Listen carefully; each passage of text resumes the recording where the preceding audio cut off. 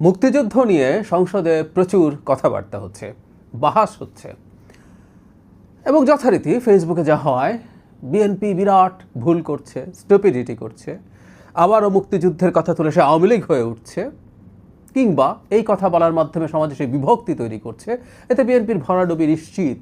এই ধরনের আলাপ আবার উঠল। আগেও বলেছি, আবারও বলি, যারা এই কথাগুলো বলছেন তারা বিএনপিকে পছন্দ করেন না, তারা বিএনপি বিরোধী মানুষ, কিন্তু আবার এই কথা বলার সময় মনে হয় তারা ভীষণ বিএনপির শুভাকাঙ্ক্ষী। আমি রাদার বলি, বিএনপির রাজনীতি যারা পছন্দ করেন না, বা উল্টো সরাসরি যদি বলি তারা জামাতপন্থী লোকজন, তাদের তো খুশি হওয়া উচিত। মুক্তিযুদ্ধের কথা বলে বিএনপি ডুবলে ডুবুক, সমস্যাটা কোথায়? এটা তো তাদের জন্য ভালো।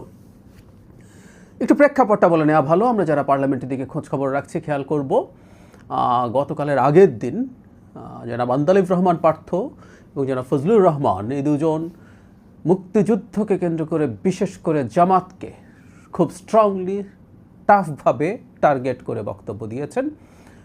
বিদ্রুপ এবং তথ্য নানান কিছু মিলে জামাতকে বেশ কঠোর ভাষায় তারা আক্রমণ করেছেন। পরের দিন মানে গতকাল দেখলাম আইনমন্ত্রী, স্বাস্থ্যমন্ত্রী, তথ্যমন্ত্রী, আমি যতটুকু দেখেছি কয়েকটা অন্তত আমার চোখে পড়েছে, তারাও মুক্তিযুদ্ধকে খুবই ফোকাসে রেখে কথাবার্তা বলেছেন। এবং বলা বাহুল্য, মুক্তিযুদ্ধের আলাপ যখন আসবে তখন জামায়াতে ইসলামীকে টার্গেট করে কথা বলা হবেই বলেছেন। আবারও সেই আলাপ নিশ্চয়ই মাঠে নামানো হবে। বিএনপি তো শেষ হয়ে গেল, মানে করে জামাত, সমর্থন করে জামাত, জামাতকে ক্ষমতায় আনানোর জন্য সব রকম চেষ্টা নির্বাচনের আগে করেছে, কিন্তু নির্বাচনের আগেও বলা হয়েছিল এই মুক্তিযুদ্ধের কথা বলে বিএনপি ভরাডুবি ঘটবে।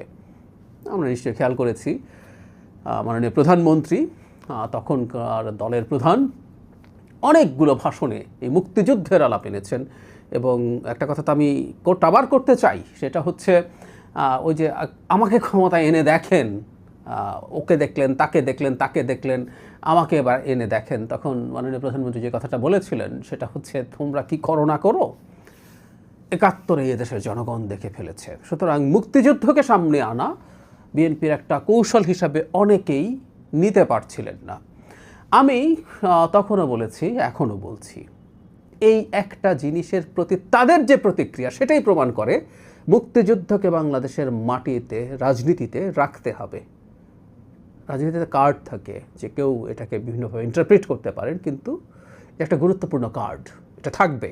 এটা থাকবে যতদিন পর্যন্ত না জামায়াতে ইসলামী নিঃশর্তভাবে তাদের অপরাধ স্বীকার করবে। এই যে অপরাধটা বলছি, এই অপরাধ শুধুমাত্র রাজনৈতিক সমর্থনকেও আমি অপরাধ হিসাবে দেখতে চাই। জামায়াত ফৌজদারি অপরাধে জড়িত ছিল, জামায়াতের লোকজন, কোনো সন্দেহ নাই। তারা কোলাবোরেট করতে গিয়ে নানা রকম মানবতা বিরোধী অপরাধ এবং যুদ্ধাপরাধে জড়িত হয়েছিল। কিন্তু তর্কের খাতিরে বলছি, যদি সেটা তারা নাও করে থাকে, যখন 25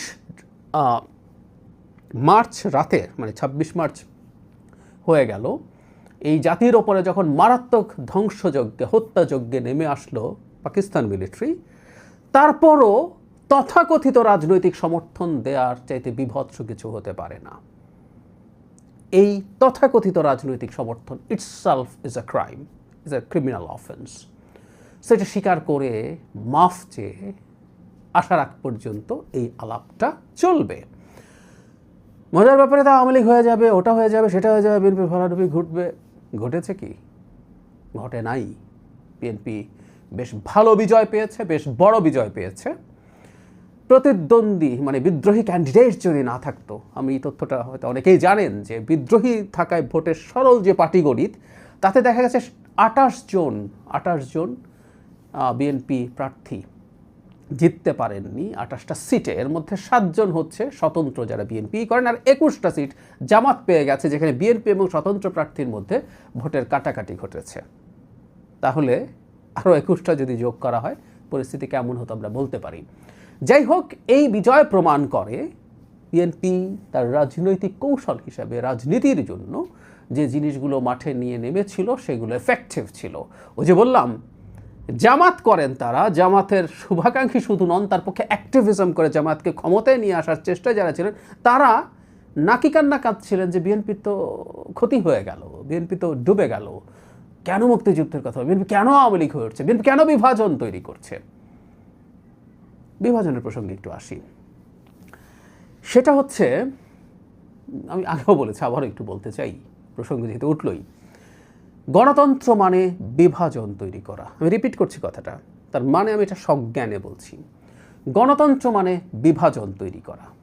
অবশ্য একটা ফটো কার্ডে এটা লিখে দিলে মনে হবে যে আমি খুব খারাপ কিছু বলে ফেললাম, কারণ এই যে বিভাজন ব্যাপারটাকে ব্যাখ্যা করছি, এটা নিয়ে তো আবার ফটো কার্ডের যুগ, আমার নামে প্রচুর ফটো কার্ড এমনিও বানিয়ে ফেলা হয়, যেটা আমি বলিও নি, আর এই বাক্যটা তো বলেছি।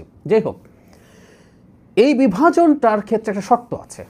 এই বিভাজন এমন হতে পারবে না যেটা ঘৃণা উৎপাদন করে, অন্যের রাজনৈতিক এবং নাগরিক অধিকার হরণ করে। এই বিভাজন করা যাবে না। তাহলে বিভাজনের একটা তত্ত্ব আছে। কেন বলছি বিভাজন করতেই হবে?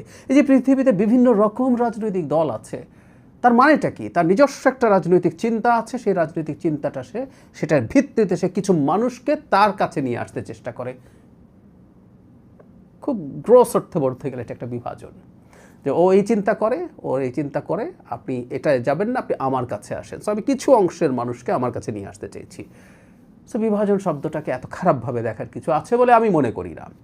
কিন্তু হাসিনার বিভাজন না, তিনি এই বিভাজনের মাধ্যমে ঘৃণা উৎপাদন করেছেন এবং মানুষকে হত্যাযোগ্য করে তুলেছেন। হত্যাযোগ্য করে তুলেছেন, তার মানবিক অধিকার, তার মানবাধিকার, তার রাজনৈতিক অধিকার সব হরণ করেছেন।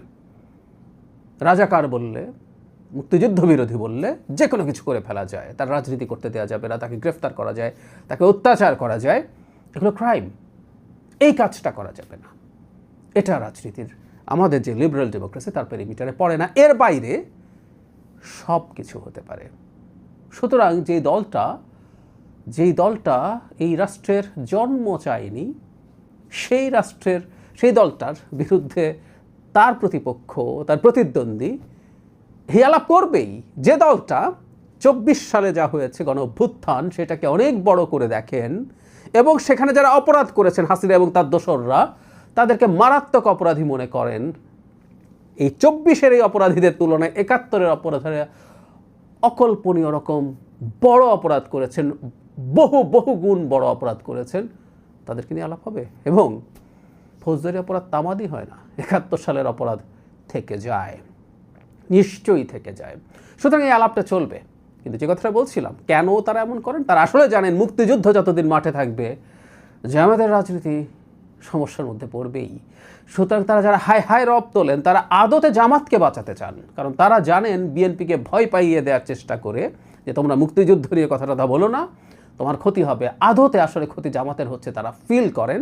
সে কারণে তারা বিএনপির শুভাকাঙ্ক্ষী সাজার চেষ্টা করেন। এখানেও গুপ্ত হয়ে বিএনপি ভাব দেখানোর চেষ্টা করেন।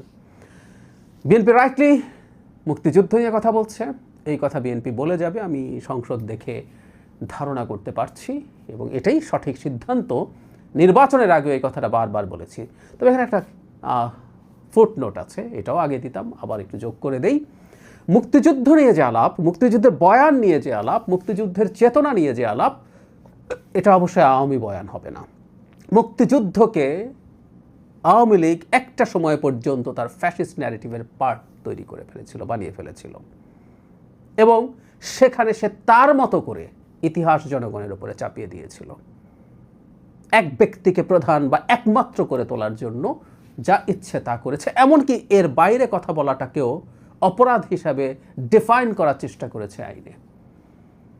বাংলাদেশের মুক্তিযুদ্ধের এই ইতিহাস, জনগণের ইতিহাস, সেটা আসবে, সেটাই থাকবে।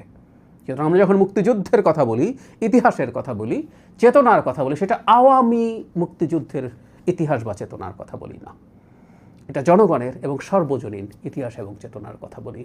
সুতরাং সেটা চলবে, এবং সেটা যতই চলবে ততই বিএনপির তথাকথিত শুভাকাঙ্ক্ষীরা এসে বিএনপিকে সতর্ক করার চেষ্টা করবেন, এবং যতবার তারা সেটা করবেন, বিএনপির বোঝা উচিত হবে তারা ঠিক সঠিক পথে আছেন। মুক্তিযুদ্ধ নিয়ে কথা বলতে হবে, এবং তাদের ভাষায় যে বিভাজনের কথা বলছেন সেটাকে কেয়ার করা যাবে না।